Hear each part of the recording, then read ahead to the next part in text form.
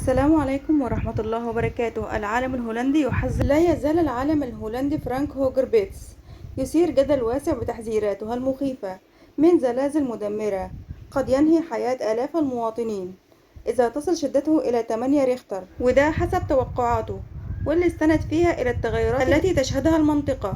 وكتب هوجر بيتس كلمته الشهيرة على موقع إكس والمعروف سابقا باسم تويتر: كن على أهبة الاستعداد تحسبا لحالة الطوارئ.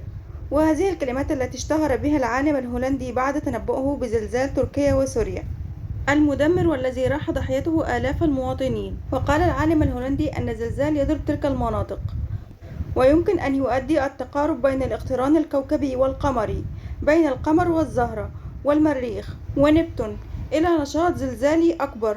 فهناك احتمالية بنسبة 50 ل 60% زلزال أعلى من 7 ريختر إلى 8 درجات في الأيام القليلة المقبلة.